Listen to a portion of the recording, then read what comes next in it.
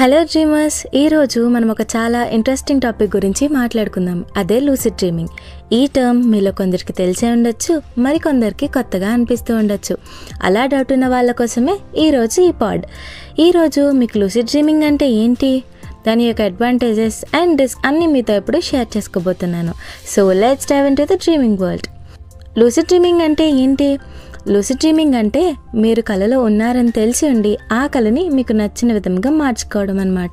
Imagine చేసుకోండి, మీకు నచ్చిన ప్రపంచంలో టైం స్పెండ్ చేస్తారు, అనుకున్న ఫ్యాంటసీస్ అన్ని కళ్ళలో ఎక్స్పీరియన్స్ చేస్తారు. అలా మీకు నచ్చిన పనులు కంప్లీట్ చేసుకుంటూ ఉంటే ఆహా, ఆ ఊహ ఎంత బాగుంటుందో కదా. లిటరల్గా you can control your own dream అన్నమాట. మనలో అందరూ నైట్ పడుకునే ముందు నిద్ర పట్టినప్పుడు మనకి ఇష్టమైన ఫేక్ సినారియోస్ క్రియేట్ చేసుకొని హ్యాపీగా ఫీల్ అయి పడుకుంటూ ఉంటాం కదా. దాన్ని లూసిడ్ డ్రీమింగ్ అనరు. కానీ అలా డైలీ చేయడం వల్ల లూసిడ్ డ్రీమ్స్ వచ్చే ఛాన్సెస్ ఎక్కువ ఉన్నాయంట. ఇదిలా ఉంచితే లూసిడ్ డ్రీమింగ్ వల్ల చాలా లాభాలే ఉన్నాయండోయ్. ఆ లాభాలేంటో తెలుసా? దీనివల్ల మీలో క్రియేటివిటీ పెరుగుతుంది, మీరు మీలో ఉన్న ఆర్టిస్టిక్ సైడ్ని ఎక్స్ప్లోర్ చేయొచ్చు, స్ట్రెస్ రిలీఫ్ అవుతుంది, మీ ఫియర్స్ని ఫేస్ చేయగలుగుతారు, అండ్ ఈవెన్ మీ real life skills like problem solving స్కిల్స్ని ఎక్స్ప్లోర్ చేయొచ్చు. నైట్ టైం బ్యాడ్ డ్రీమ్స్ వల్ల మనలో చాలా మంది సఫర్ అవుతూ ఉంటాం కదా. అదే ఈ లూసిడ్ డ్రీమింగ్లో దాన్ని ఓవర్కమ్ చేసి హ్యాపీగా పడుకోవచ్చు.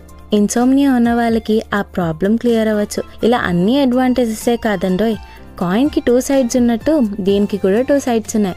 అవే డిసడ్వాంటేజెస్.